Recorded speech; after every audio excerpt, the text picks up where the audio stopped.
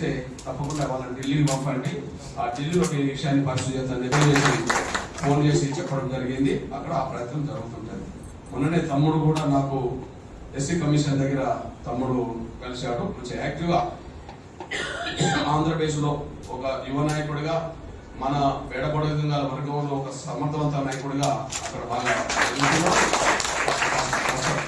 కష్టపడుతున్నాడు.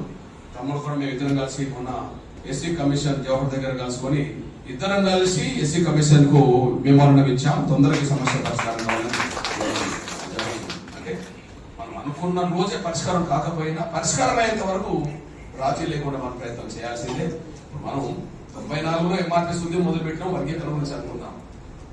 94లో మొదలు పెడితే అంతిమంగా అందరం కలిసి విజయం సాధించింది ఎప్పుడు 2024లో. ఎన్నేళ్ళు పట్టింది?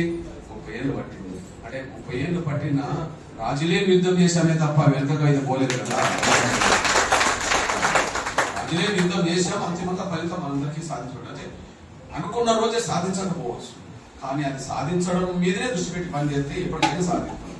ఒకనాడు మనకు సర్టిఫికెట్ ఆర్డీఓ ఇచ్చేవాడు, మరి మనం ఎంఆర్ఓ దాకా సాధించుకున్నాం, మనం సాధించుకున్నాం. ఈ నేపథ్యంలో మన వర్గీకరణ జరిగే సమయంలో ఇతరం కొంత నష్టపోయినాం.